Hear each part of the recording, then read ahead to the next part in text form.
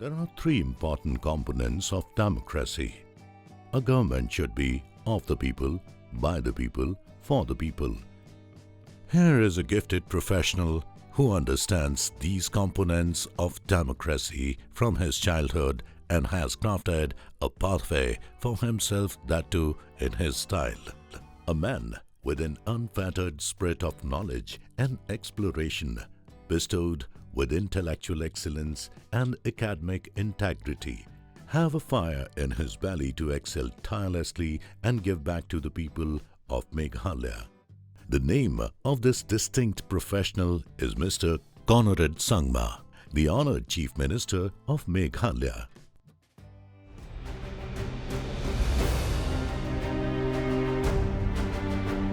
See, unemployment is one of the biggest challenges that every government faces. And hence, it's not just here, but it's a challenge throughout the world. And therefore, concerns are there. And hence, we have realized that the only way to tackle these problems is to promote entrepreneurship, in order to ensure that we have small-scale businesses coming up, to ensure that the small value addition that can be done to the products that we have, can be there, to be able to provide the services when it comes to service sectors like vehicles and transportation. So you'll be seeing that in every step of the way as we move along, whether it's the homestays that we're doing, whether it's the tourism vehicles or the vegetable, the agriculture vehicles that we are going to distribute, whether it's a prime program where over 1,000, entrepreneurs have been supported, whether it's a self-help group movements we're having at the grassroots level. All these programs are actually directed towards helping and creating jobs. I'm a very strong believer when it comes to partnerships. And I've always shared this with even people who come and invest in my state. I said, please don't come in as a businessman. Don't come in because you want to, do business out here. I would want you to come to partner with Meghalaya. And the reason why I would want you to partner with us is because partners are there for each other no matter what. And I think that is a kind of mindset that one should move forward with.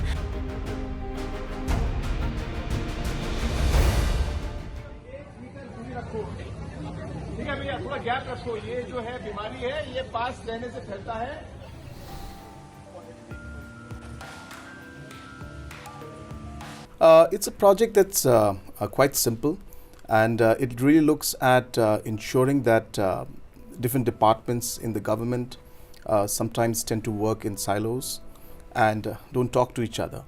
And also at the same time, how these departments then further provide services at the grassroots level to the public. This entire project, which we are calling the Meghalaya Enterprise Architecture Project, really brings a full blueprint into that project and allows departments to talk to each other, and at the end also the department and the government to allow the services to flow to the people. So that's really what it is all about. And if you flip the coin, it ultimately leads to the sustainable development goals being achieved. So really the point is here how the governance and how use of technology can improve the overall services to the people, and in the process achieve the sustainable development goals. I urge each and every one of you, yes, we need jobs, but maybe some of us can also be not just job seekers, but job providers. Let's start businesses. When the culture of entrepreneurship comes in, I tell you, it can change a nation. And that is what happens in the US. You have entrepreneurs as young as 28 years old. Mark Zuckerberg, who is the CEO of Facebook, 28 years old, and having a valuation of over $40 billion. These are entrepreneurs who took the risk. This is just one example. I'll tell you, there are entrepreneurs in our state who today are exporting honey made and produced in Meghalaya all the way to London and Dubai and Japan. Honey from Meghalaya is being exported. Like that, our state has got such beautiful resources.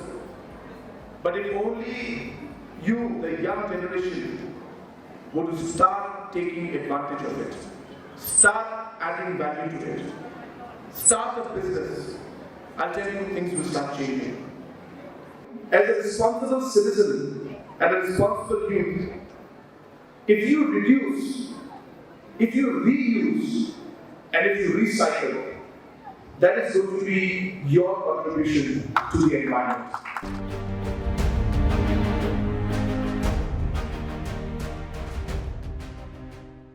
I stick to the same point which I had started when I took over the government, and even in my election I had mentioned that it is the delivery mechanism in the state. Delivery mechanism. Absolutely. It's a very simple word, but I'll tell you it's a big thing. Now there are a lot of government schemes, especially social sector schemes, which are very important to me. And these schemes are things that actually have been there in the past. But it's just that it's not been done in a proper manner, and people are not getting the benefit on time or the amount of benefit that they should get. To give you a simple example, you see, we always used to give the old age pension. But Meghalaya was known to give the old age pension once in a year in the month of January, February. Okay. You see, why do the old people have to wait for the whole year to get that pension? Why can't they get it every month? Why can't they get it every month? So what I did was, I found out the reasons why this was happening. And in the last year, that means this financial year itself, we started ensuring that the money went to the blocks and the DCs in advance. And we started to ensure that the money was deposited on time. So I'm just giving a small example of what I mean by saying the delivery mechanism. But I think as a whole, I think for the government, the social sectors would be some area that I would really like to prioritize in the next 1 year to 2 years. Of course, infrastructure, socio-economic areas, farmers' issues, youth issues, all of them are important to us. Absolutely. But I think social sectors are something that is education and health primarily are really, really crux. And I think if we can ensure that the efficiency doubles in these areas, I think we'll be able to really make a difference in people. So at one point, we used to have the Prime Minister coming in and discussing about what is there at the macro level. But the movement that is taking place now, when Chief Ministers are coming and discussing, is really a movement at the micro level. And I think it's so important to notice and to see that these kind of steps reflect the seriousness that India has. So I think it's great. Prime Minister has been very, very clear that we must move towards a $5 trillion economy, what we call Team India, which is made up of Prime Minister and a few cabinet ministers and all the chief ministers of the states. We had a meeting about 3 months back, and we all have worked out on this issue of ensuring that if India has to double its GDP, then each state also must double its GDP. And that is a kind of a movement that we have started, and we are all working under the leadership of Honorable Prime Minister, and therefore it's something that we are all looking forward to.